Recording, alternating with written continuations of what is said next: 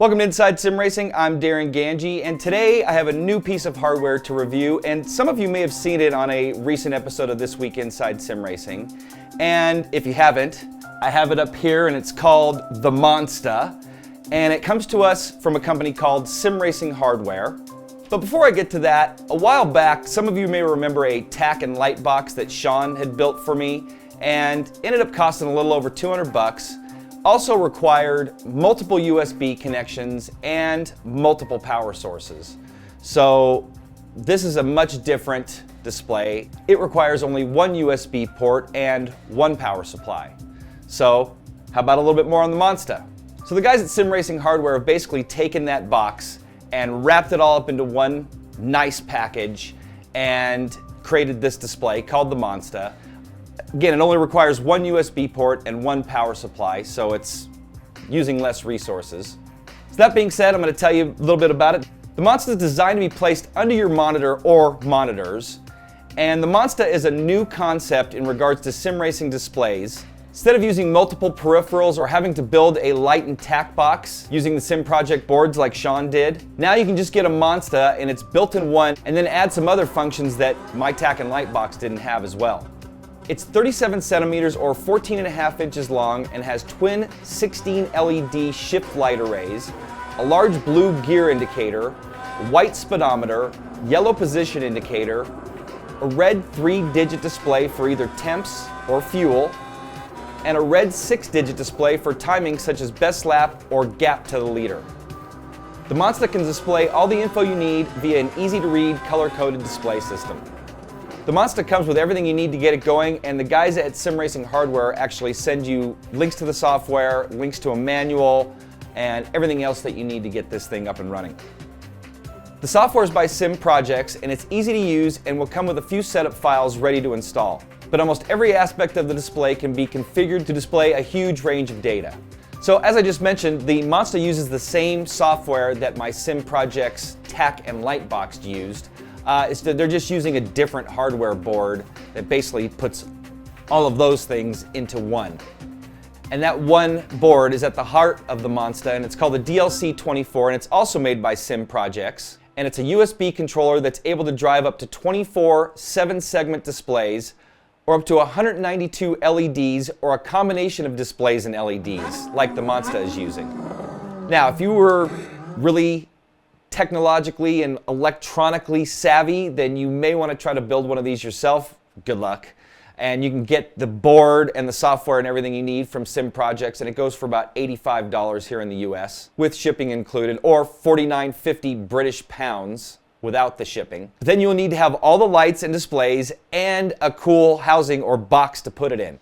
Or you can just pay right around 200 British pounds, or what comes to about 350 US dollars including shipping, and get a Monsta.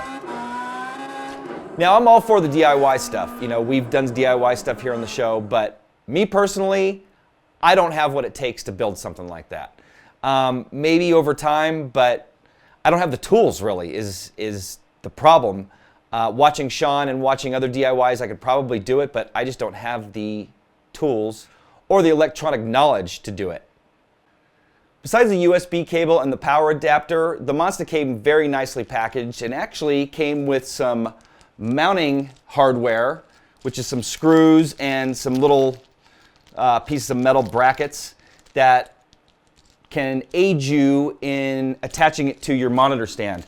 Now, for me, that didn't work because, and I'll get to that later, but it didn't fit underneath, and I didn't have a way to attach it with that hardware, so I just used Velcro.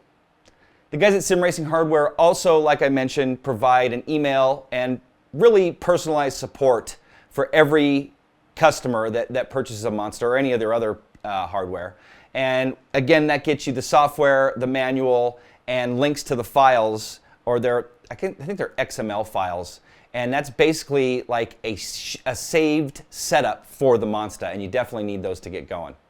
Setup was fairly easy. The unit plugs into any USB port, and you'll need an electrical outlet close by to where you're going to mount it, as a matter of fact, or you're going to need an extension cord because the power adapter that they supply is very short. You also need to install that Sim Project software, which is called Sim Dash, to get everything to work in-game. Some racing titles like iRacing automatically work with it, and others like rFactor need to install some files into the game for it to work, but it's really simple if you know the directory that you installed your games into.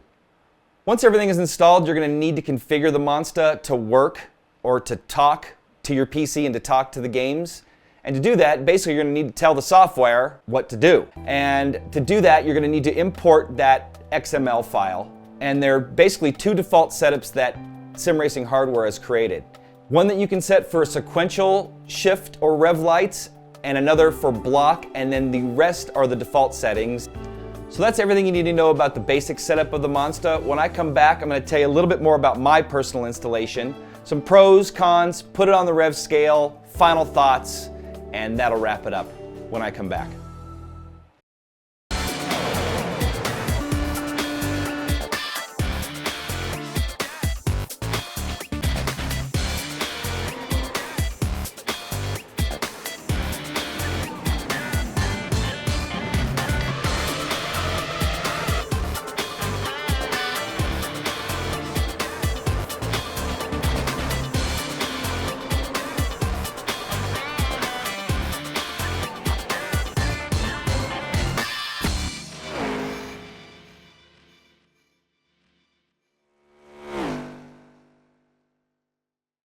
Peggy 3. What makes a driver a champion? Determination, speed, courage. There are many drivers with these qualities, but they're not always enough to make a champion. A champion needs something more. When you push yourself to the limits, there is only one thing that can really make the difference: control.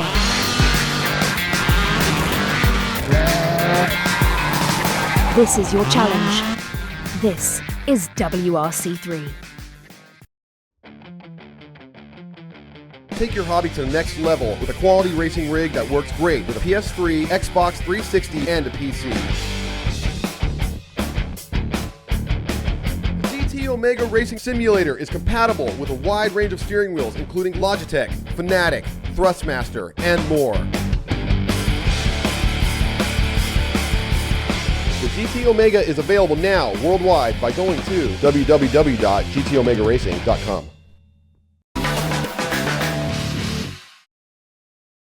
Welcome back to the show. Darin Ganji here on Inside Sim Racing, and I'm reviewing the Monsta display by Sim Racing Hardware. And a little bit more about my installation. As I mentioned, it was meant to go below your displays. And due to the way I have my monitors as close to my T500 wheel, T500's got a big base, so as close as I have these two, there's only about that much gap between my wheel and the bottom of my monitors. So I could have put it up here if I wanted, but then that would have been cutting off the bottom of my displays. I only have 22-inch displays here, so kind of limited there. I decided to go on top, and my head level is pretty close to the level of the display, so it's actually right in my peripheral, so I can see everything that I need to see up on top of the monitor. And also mentioned it came with these mounting brackets. I didn't use them, I just used some Velcro, and it attached great. Another thing I didn't mention in the software setup is that it's very configurable.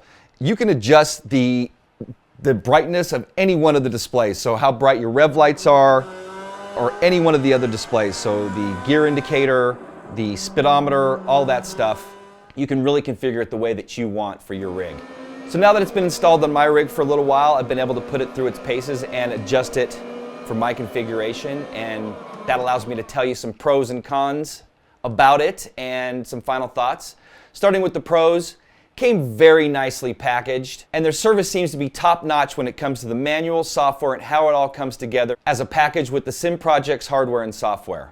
Next pro, great for those of us with a setup like this where we're adjusting our field of view really close and we can no longer see our virtual gauges, so it's nice to have the actual gauges. For me now, it's actually turned into a necessity because some cars in iRacing, the dash is lower and I can't see any of the gauges, so I really need some external display or array to really get me through.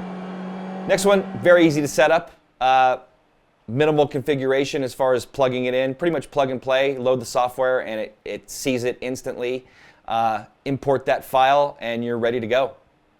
Another pro is that it works with a lot of titles all the F1, Formula One racing titles, Grid, Dirt, iRacing, R-Factor, the Race Series games by Simbin. So a lot of support for a wide variety of games.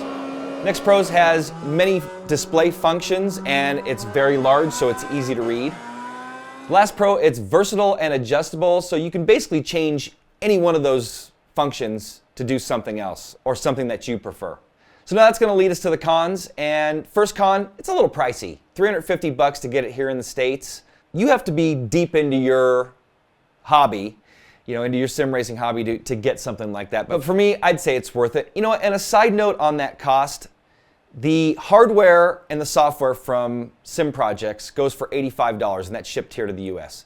Now that doesn't include the lights, the digit displays, the acrylic, the mold, all that stuff, and the assembly. So you got to think, these guys put a lot into this.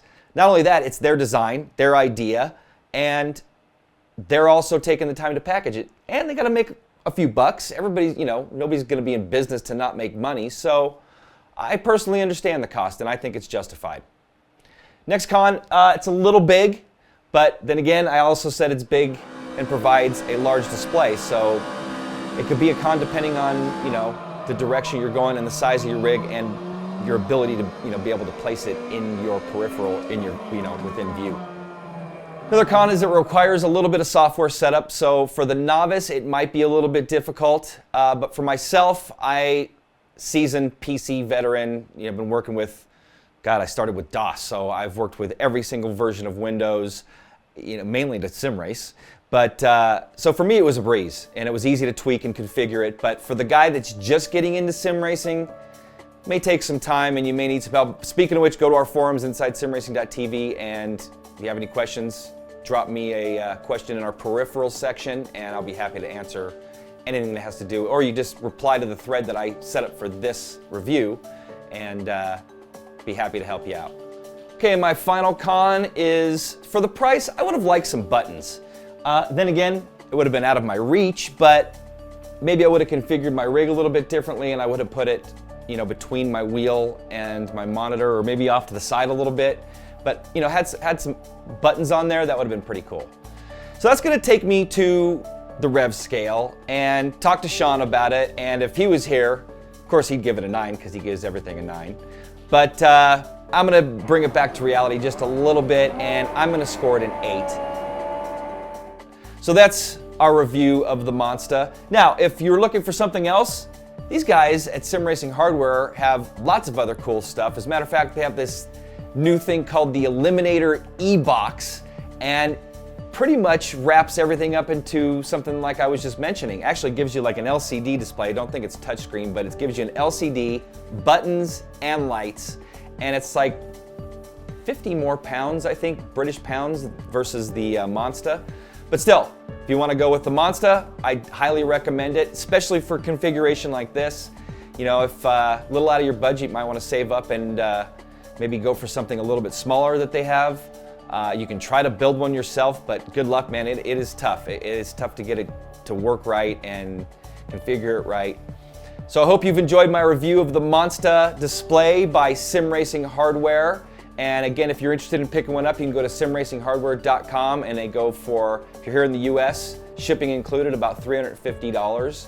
And I'd like to thank the guys at Sim Racing Hardware for sending me a Monsta to check out. Supposedly I have some new stuff coming too to check out from these guys, so looking forward to having those on the show. Actually, I'm probably gonna have to give those to Sean because my rig's getting a little overloaded here with goodies, but well, maybe I can change out the Monsta for something else. Anyway, that's gonna wrap things up. Check out our website, InsideSimRacing.tv. Check out our forums. Like us on Facebook, Facebook.com/InsideSimRacing. Also check us out on Twitter, Twitter.com/InsideSimRacing. That's gonna wrap things up. I'm Darin Ganji. I'll see you next time.